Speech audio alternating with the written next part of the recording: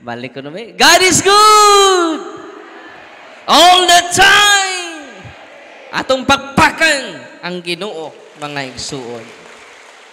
Karon, manata sa Ebanghelyo, manata sa empowerment. Doon ako'y bisita. Asa man to sila akong papaambito ninyo, pasyero na to, sila si Sister Lalaine, taga Minglanilla, Sugbo, sa Cebu. Ato silang, si Brother Patrick, yang, o sa iyang sister wife, ano mo daan bro? Si Lalaine, atong gaas man si Pangpakpak, si Lalaine, o si Patrick, kabong duha. Induting sila di musturya sa ilang mga realization, sa empowerment, how to do deliverance, nya unsay ilang mga kaayuhan yan na dawat because of the sacraments and the sacramentals. Brother Patrick and Sister Lalaine Mendoza. Tunggaas mo si Pangpakpak.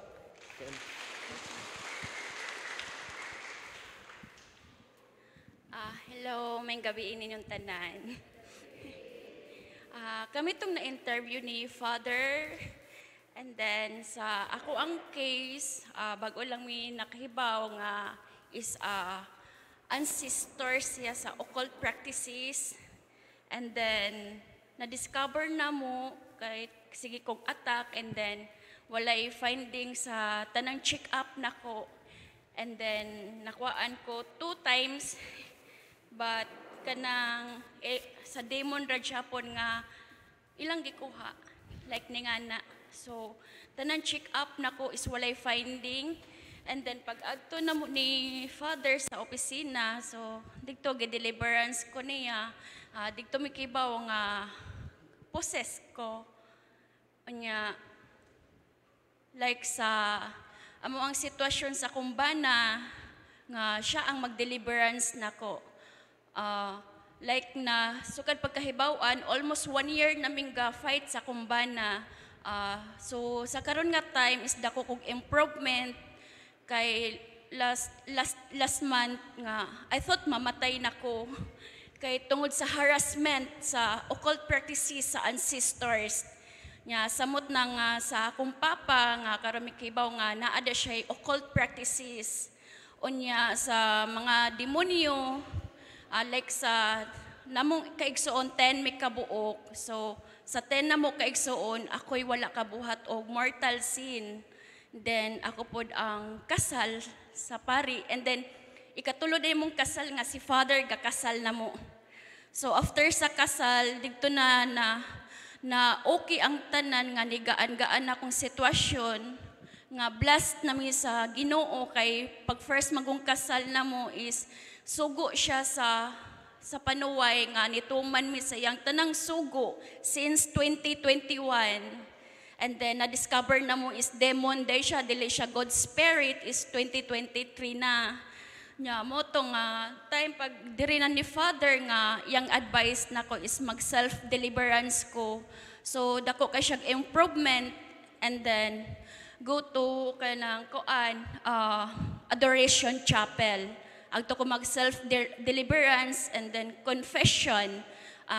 Mas grabe dakog improvement nako nga every day may magsimba sa kumbana. Kay every time nga mag-deliverance sa kumbana, dili na ko makaya nga during mura siya mabuak akong diri sa heart nga grabe og kanang harassment. So ang ako lang solution nga musimba mi, and then makadawat ko sa Eucharist. So kana siya makatog nako kanang adlaw, and then gaan akong lawas. Nya pareha sa giingon ni Father nga kung mahimo na to nga muluhod sa kung kaya na to nga muluhod kaysa based sa akong experience, every time nga mag-rosary mi, once nga muluhod ko, di ko katingog, harason ko grabe ubo nga as in di ko katingog hutoy maayo. But kung mulingkod ko, makatingog ko. Pero kung luhod ko, di ko katingog. So kung manghinaot nga, kung kaya na tong muluhod jud ta. Kay same sa akong experience, niya mas grabe ang mag-rosary. Kay every time sa mga harassment nako, di ko katog, allergies. Pero ang solusyon nako, bisan na human na may grocery, before may matog, ako di pa ko katog, mag-grocery ko balik. So, kana nga time is makatog nako. So, kung naamay pareha na kong sitwasyon, kani nga time, mas maayo nga mag-self-deliverance ta. Kay dili man tanang time nga atong bana maka-deliverance na to or sod sa atong pamilya, mas dakog improvement nga kita mismo maningkamot nga maka-self-deliverance and then Eucharist nya pray agto ta sa Adoration Chapel nya confession ug maora ka na salamat.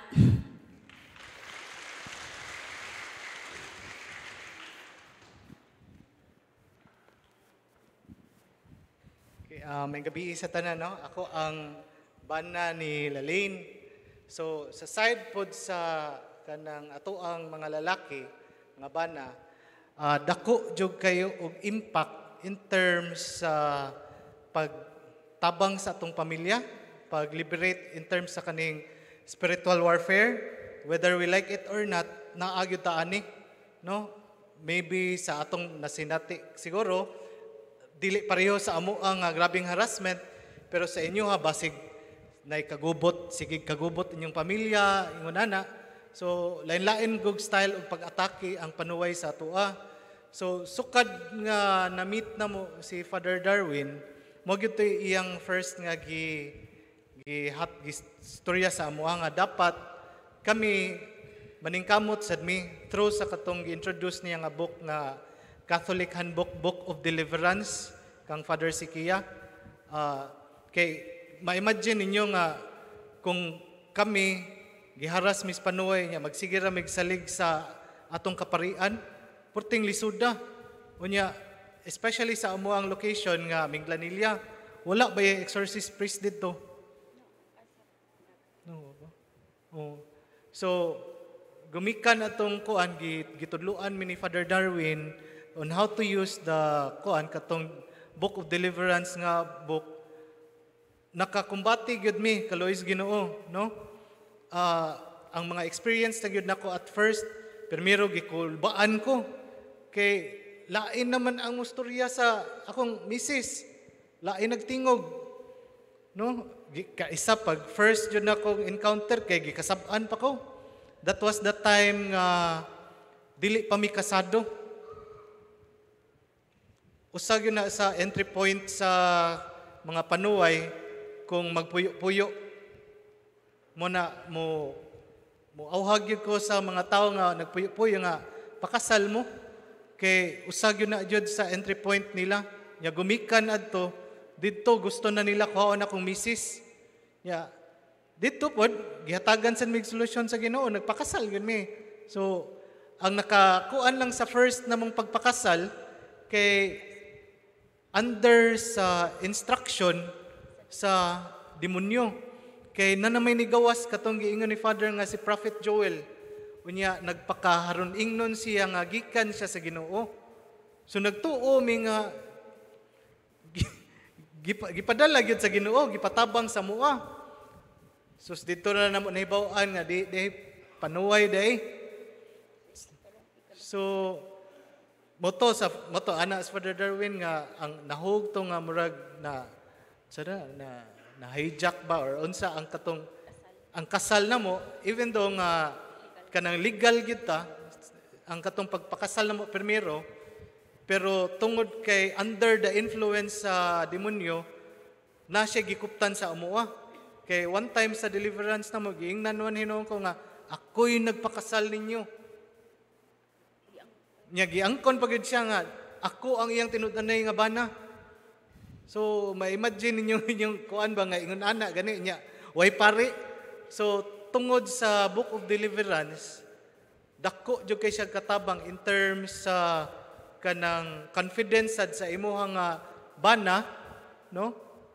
Nga willing ka nga mo kumbati jud sa panuway pinaagi sad sa mga teachings nga gi-share, gipaambit sa tanang katawhan ni Father Darwin nga kanang mga panuway labaw pa silang talawan samot na kung ang iyang kaatubang nga tao kanang nagpractice og cares katong confession, adoration, rosary, Holy Eucharist ug sacramentals kana amo gyud ang gibuhat tanan kay usa na sa requirement nga before ka mo kumbati sa mga daotang espiritu, daotang elemento, dapat kuan jud ka kanang Catholic, practicing Catholic, dili ka nominal nga Catholic nga musimba lang kung patay, bunyag o ginganana ba. So pinagi atong cares plus sa book naka-survive gud mi, no? Even ang kanang pag-blessing gani sa mong house every day, bless nara po dito sa handbook tanan. So mo na ako i-share sa inyo ha. Hopefully namoy makatunan pud ana ba, no? Pero kanang spirit in terms of spiritual warfare tinuod gyud na siya, no? Ug tinuod sa gyud nga naa ang Ginoo kay many times nga na-encounter na mo nag-deliverance kong misis mo ana ang panuway na si Maria, pasaylo ako Maria, hadlok gyud sila Mama Mary gyud na niya before siya maulian. And then kanang sa Holy Eucharist, especially kanang inig isa sa pare sa host, one time giadto mi ni Father Mike Fortich sa Naga, nagmasya sud sa mong balay, pag consecrate gyud sa host ni Father Mike, si Mrs. kaming duha adto dito ni react siya, nikaging na siya, mura siya sumbi nagana-ana, pero unsay inigawa siyang bakba niya na siya Kristo. So tinuod gyud na nga kada kalawat nato si lawas ug dugo gyud na ni Lord Jesus Christ, no? Swerte gyud kay ta kung kanang everyday ta nga makadawat sa lawas ug dugo ni Lord Jesus Christ. So kana mao gyud na usa gyud sa mga learnings gyud nga grabe gyud kayo na ang conversion namo gikan sa pagka-nominal nga Katoliko karon everyday na misimba matud pa ni same sa istorya ni Mrs. og Adoration Chapel, maski kanang wa kakibaw kung unsay imong pangayoon ato lang dito lingkod minaw ka, then di abtag 5 minutes wala lang nimo damha nagkigstorya na kas Ginoo, no? So kana ra among ipahambit sa inyo karon. Salamat kayo.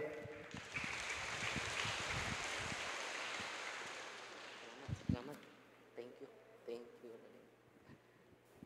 Sila si Lalaine o si Patrick, ang harassment sa demonyo nila, si Patrick na klase-klaseng sakit, oppression. Si Lalaine, dili lang jud oppression but possession. So ilang pagduol og daghan kaayong albularyo. Unya, 3 times na sila nagbalhin-balhin og balay. Unya, sa pag-processing nato nila, namalhin na po sila balay, ikaupat na to. Kay, ninggon ang mga yawa, kay tabian man kini sila Lalaine, dili sila Lalaine may nagtabi, ang yawa. Mingon ang yawa, Patrick. Di gani mo mamalhin ining balaya, daghan kay may diri, amo na ni. Amo siyang patyon. Maglisod maginhawa si Lalaine. Unang tungod sa kahadlok ni Patrick, wala siya asawa, imagine kagwa kay asawa. So namalhin sila dito for the meantime sa hotel. 5 days sila dito sa hotel, uban sila mga anak. 5 days sila dito. Unya, ako sige, nanay paminaw siyawa. No? Ayong pag-istorya siyawa. Balik mo sa inyong balay. Ikaw, Patrick, sige, deliver sa inyong balay. Ikaw, Lalaine, kung wala na si Patrick sa inyo, ha? Mag-self-deliverance ka. What na siya mo react karon, mga igsuon. No? O during deliverance, dili na siya magyaw-yaw. No? Itong pakpakan. Ay, Ginoo. Kung nagpadayon pa to, ilan ang tang ibaligya ang ilang balay. So mabalik na po sila uno, no? Nita na po sila lugar. Yeah, 4 times na to. Wala na ko pabalhin na. Ang yawa maoy atong palayason. Ang yawa maoy atong pahawaon. Muna yung kingon ni Kristo, palayasan ninyo ang mga yawa. Amen? So, pinaagi sa prayer sa simbahan, pinaagi sa cares, confession, pinaka-powerful, mangumpisal tang tanan, nagkahiusa sila as family, mo na nga dako kay improvement sila Lane karon. Di na siya mosinggit during deliverance. Nga naman, ingon sila Lane ako ganina, kada adlaw naman ni Simbaron Father, grabe ang liberation nga iyang nasinati. Kaya ba mo, maglisod na siya ginhawa for how many hours, no? Munang magbalik-balik sila sa hospital. Karon sa kaluis Ginoo, dako kay natabang nila ang sacraments and the sacramentals of the church. Amen?